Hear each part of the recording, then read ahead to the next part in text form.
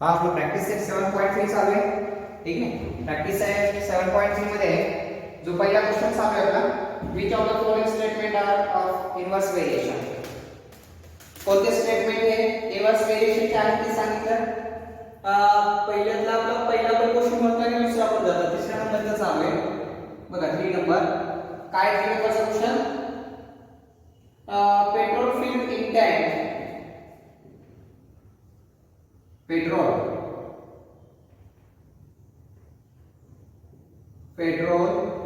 filled in tank. Petrol filled in tank of vehicle. Tank of vehicle and its cost.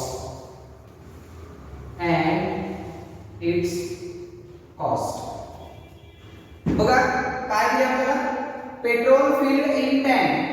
Petrol एका tank मध्ये fill करायचं, vehicle आणि it's cost, म्हणजे किती petrol टाकायचं आणि त्याची कॉस्ट किती. आता मला सांगा, समजा आपण याच्यामध्ये काय कन्सिडर करू, petrol in litre be X consider करू. समजा पेट्रोल आपण टाकणार, समजा एक्स म्हणजे एक्स लिटर असं. समजा आपण ज्यावेळी लिटर बघितलं पेट्रोलचा, तुम्ही ज्यावेळेस पण पेट्रोल पंपावर गाडी पेट्रोल टाकण्यासाठी जाताय त्यावेळेस तुम्हाला रेट जो असतो पेट्रोलचा कशावर घेतला जातोय, लिटरवर आहे की नाही. 1 लिटर जर समजा 80 रुपये असतात, बरोबर आहे.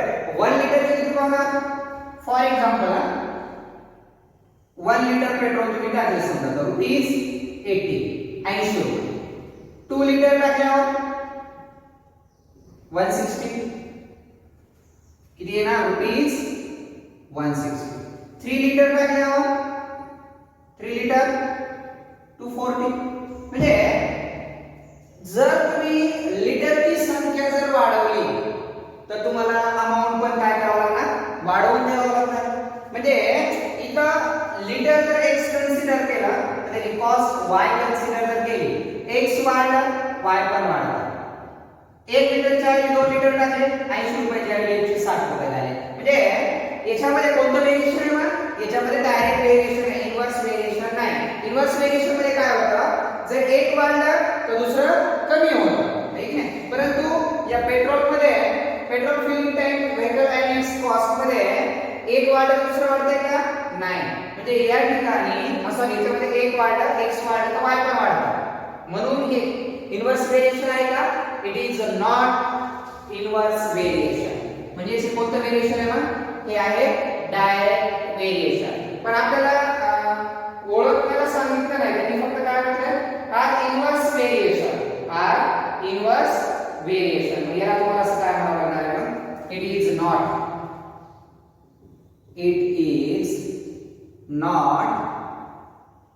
Inverse variation, not inverse variation. Inverse variation नाही म्हणजे कोणतं असेल, डायरेक्ट असेल किंवा नसेल डायरेक्ट, फक्त इन्व्हर्स तर नाही. आपल्याला फक्त विचारलंय की which statements are in inverse variation. हे आहे का मग, इट इज नॉट. का नाही कळलं का, तर x पण वाढते आणि y पण वाढते. ठीक आहे. त्यानंतरचा बघूया जो 4 नंबरचा क्वेश्चन आहे. फर्स्ट मधला 4 नंबरचा आहे, फर्स्ट क्वेश्चन मधला 4 नंबरचा 3 नंबरचा होता. It is not inverse variation. हे इन्व्हर्स व्हेरिएशन नाही.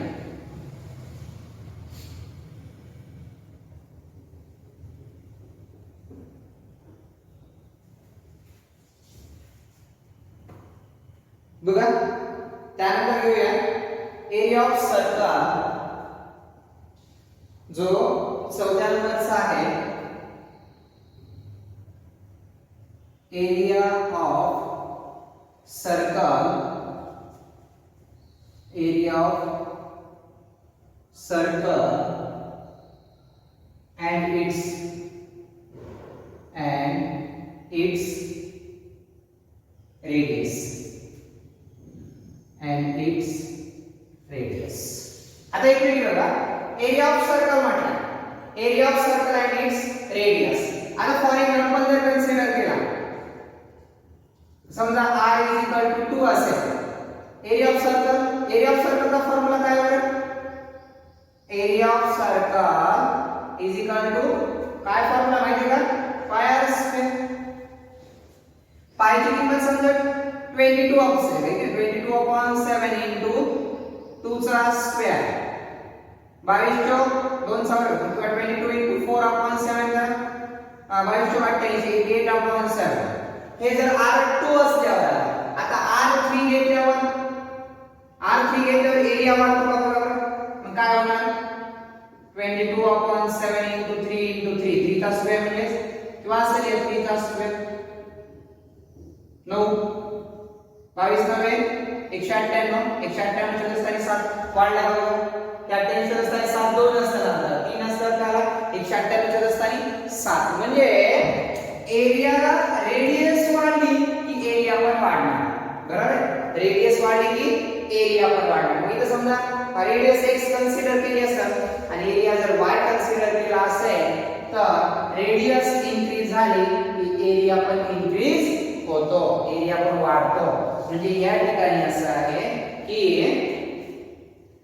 या x ची किंमत वाढते म्हणून y ची पण किंमत वाढते म्हणून या ठिकाणी कोणतं व्हेरिएशन असेल मग याच्यामध्ये तुम्हाला असेल इनव्हर्स सॉरी डायरेक्ट व्हेरिएशन म्हणून याच्यामध्ये it is not inverse variation it is not inverse variation it is not inverse variation आहे का नाही it is not ओके मग या ठिकाणी किंवा जो फर्स्ट नंबरचा क्वेश्चन आहे आपला प्रॅक्टिस सेट 7.3 मध्ये आहे की तो या ठिकाणी कंप्लीट झालाय आता याच्या नंतरचा जो नेक्स्ट क्वेश्चन असेल ठीक आहे क्वेश्चन नंबर 2 प्रॅक्टिस सेट मधला फर्स्ट नंबरचा क्वेश्चन संपला आता याच्या नंतरचा जो नेक्स्ट क्वेश्चन असेल क्वेश्चन नंबर 2 तो आता आपण बघूया बघा सर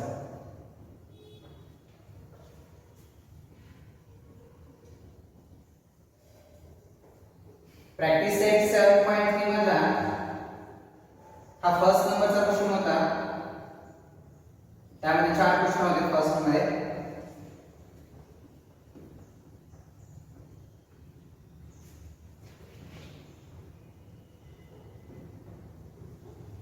पाहूया चला बघ क्वेश्चन नंबर 2 काय question number 2 if 15 workers can build if 15 workers can build a wall in 48 hours किती वर्कर आहेत 15 वर्कर्स किती टाइम मध्ये 48 आवर्स मध्ये कंप्लीट करतात ओके त्यानंतर काय आपल्या second condition how many workers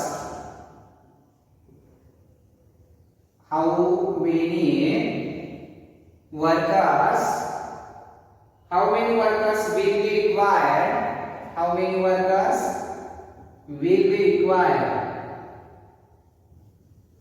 will be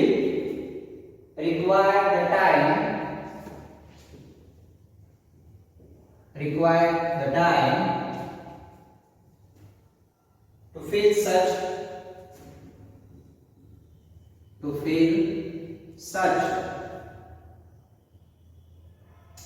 sorry तो तिसऱ्या क्वेश्चन आला आपला required to the same word required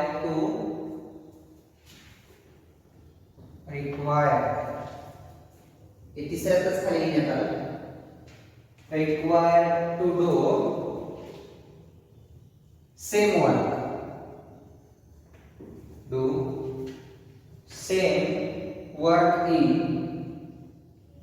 same work in 30 hours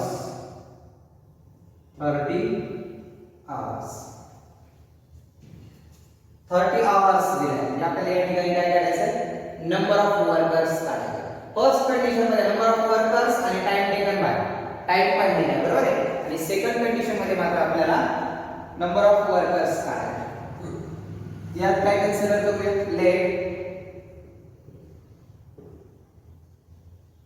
number of workers be X consider करा आणि टाइम टेकन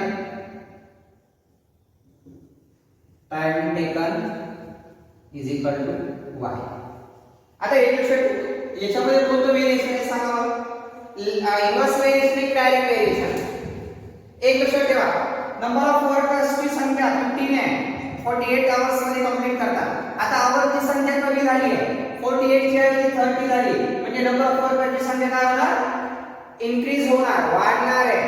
का तर आवरची संख्या कमी झाली की नंबर ऑफ वर्कर्स वाढणार, नंबर ऑफ वर्कर्स वाढले की आवरची संख्या कमी होणार. ठीक आहे, या दोघांचं कंपॅरिझन केलं तर हे रेस कमी झाला म्हणजे नंबर ऑफ वर्कर्स काय होणार, इन्क्रीज होणार. म्हणजे याच्यामध्ये व्हेरिएशन आहे इन्व्हर्स व्हेरिएशन.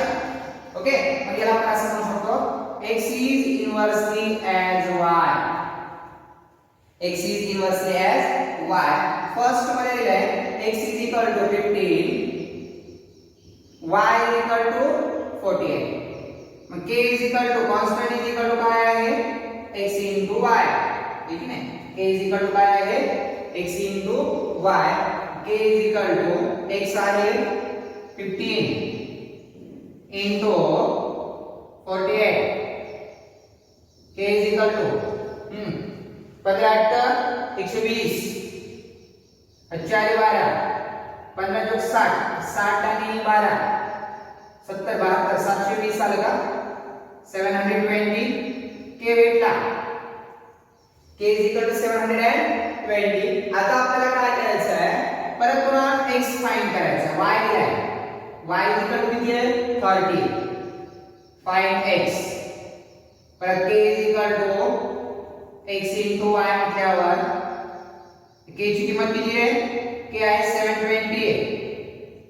x काढायचा, x into y किती आहे 30. फर्स्ट कंडिशन नुसार आपण k फाइंड करून घेतला. Number of workers x consider केला, time taken by y. x as inversely as y. x जे आहे ते y सोबत इन्व्हर्स व्हेरिएशन आहे. ठीक आहे, k is equal to x into y. k is equal to x into y. Multiplication constant असतो. k is equal to 15 into 48. k is equal to 720 आला. Therefore y is equal to 30. Find करायचं x. 720 is equal to x into 30. 30 into y काय होणार, upon मध्ये 720 divided by 30 is equal to x. 3 1 3, 3 2 6 आणि 3 4 12. Therefore x is equal to काय आलं रे, 12. Sorry, 12 नाही, 24. x is equal to 24. आपला question काय विचारलाय, how many workers. Therefore 24 workers will be required, will be required 30 days. In 30 days will be required complete in 30 days. किती दिवसात complete करतील, मग sorry किती वर्कर्स 30 डेज मध्ये कंप्लीट करतील, 24 डेज मध्ये जे सेम वर्क होतं ते काय करतील, कंप्लीट करतील. म्हणजे या स्वरूपात जो आपला सेकंड नंबरचा जो क्वेश्चन दिलेला होता तो या केलेला आहे नाही. आता याच्यानंतर काय करू आपण, जो नेक्स्ट क्वेश्चन आहे, ठीक आहे, यामध्ये तो बघूया. नेक्स्ट नंबरचा क्वेश्चन नंबर 3 बघा सर. ठीक आहे, कळलं का, एक लक्षात ठेवा. अगोदर लक्ष करायचं कोणतं व्हेरिएशन आहे. डायरेक्ट व्हेरिएशन असेल तर डिव्हायडेशन कॉन्स्टंट असतो, इन्व्हर्स व्हेरिएशन असेल तर मल्टिप्लिकेशन कॉन्स्टंट असतो. ठीक आहे, त्याच्यानुसार सॉल्व करायचं. ओके, चला बघूया नेक्स्ट क्वेश्चन नंबर 3.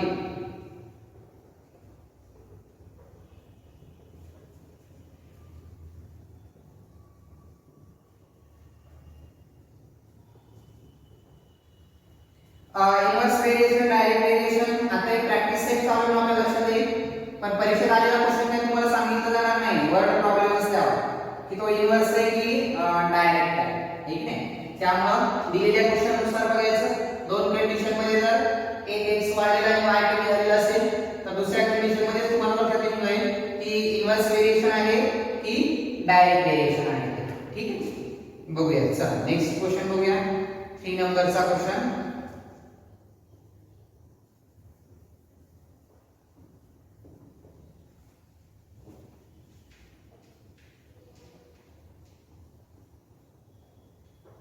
चला काय क्वेश्चन आहे बघा 3 नंबरचा.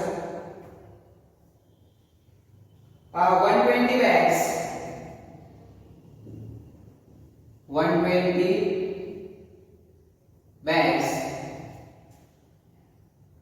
of half liter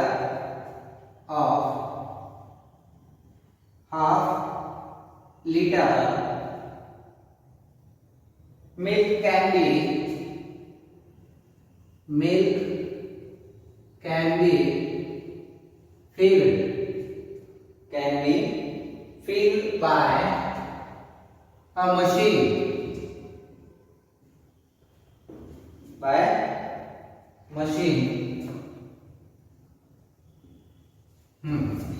filled by a machine within 3 minutes.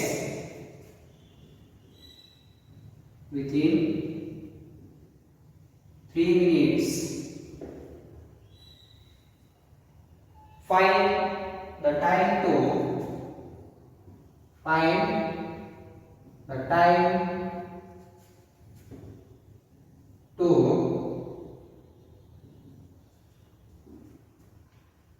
fill such that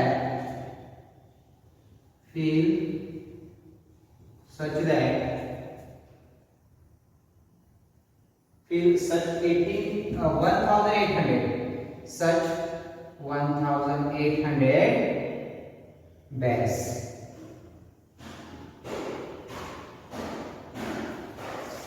question समजला काय म्हटलं 120 bags of half liter milk. अर्धा लिटरच्या बॅग आहे 120 bags. किती टाइम मध्ये कंप्लीट होतात, फिल होतात? Can be filled by machine in 3 minutes. 3 minute मध्ये कंप्लीट होतात. आणि पुन्हा म्हटलं find the time to fill such that. तर अशा 1800 बॅग्स आपल्याला कंप्लीट करायचे. तर किती बॅग होत्या? 120 बॅग होत्या, बरोबर आहे ना? 120 बॅग्स वरून कुठे गेले डायरेक्ट 1800. म्हणजे बॅग्स इन्क्रीज झाल्या म्हणजे टाइम काय होणार? टाइम कमी लागणार का जास्त लागणार? मला सांगा 120 बॅगला 3 मिनिट लागतात म्हटल्यावर मग 1800 बॅग आहे म्हणजे या ठिकाणी बॅगची संख्या वाढली म्हटल्यावर टाइम पण जास्त लागणार. एक बॅग जर कंप्लीट व्हायला 1 मिनिट लागत असेल बरोबर आहे, तर 2 बॅग कंप्लीट व्हायला 2 मिनिट, 3 बॅग कंप्लीट व्हायला 3 मिनिट. म्हणजे नंबर ऑफ बॅग्स इन्क्रीज झाला की टाइम जो आहे तो पण काय होणार? इन्क्रीज होणार आहे का, वाढणार. मग या ठिकाणी आपल्याला मिनिटची संख्या डेफिनेटली वाढणार, ठीक आहे? मिनिटची संख्या डेफिनेटली वाढणार. तर 120 मिनिटाला 120 बॅगला 3 मिनिट लागतात. तर 1800 बॅगला किती मिनिट लागतील? बरोबर, डेफिनेटली यामध्ये डायरेक्ट व्हेरिएशन आहे, ठीक आहे? तर x वाढला म्हणजे y पण वाढणार. Let number of bags x consider केला आणि टाइम टेकन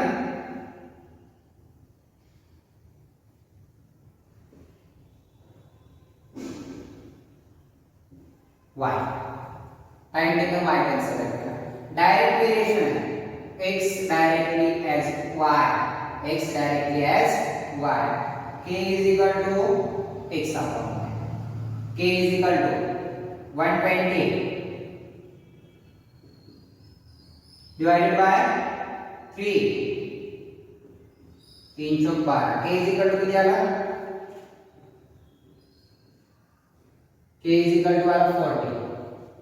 K आला 40. आता पुन्हा x दिलाय का? नाही, x काढायचा. y किती आहे? 1800. K is equal to x upon y. K ची किंमत 40. x upon 1800. x is equal to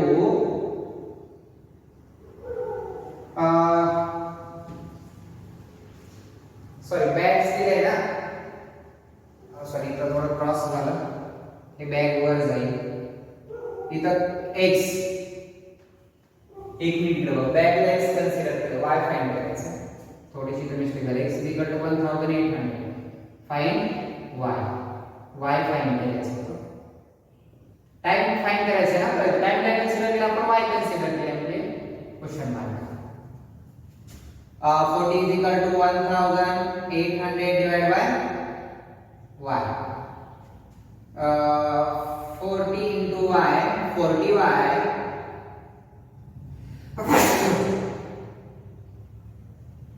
40 divided by 1. 40 into y is equal to 1800. Y is equal to 1800 divided by 40. 0 0 cancel. 4 × 16 2 उरले 20 झाले. 4 पंचे 20. y is equal to काय आला 45. therefore 45 minutes time taken by 1800 bags किंवा required time किती लागणार 45 minutes. ठीक आहे. किती मिनिट लागणार 45 minutes या ठिकाणी कंप्लीट लागते. ठीक नाही. आणि x इन्क्रीज होतं या ठिकाणी. x वाढतं की डेफिनेटली y पण वाढणार. ठीक नाही. या स्वरूपामध्ये जो आपला क्वेश्चन नंबर 3 होता प्रॅक्टिस सेट 7.3 मधला तो या ठिकाणी कंप्लीट झाला. त्याच्यानंतरचा जो क्वेश्चन असेल तो आपण काय करू आता उद्याच्या व्हिडिओमध्ये बघूया. चालतंय. थांबू आपण या ठिकाणी.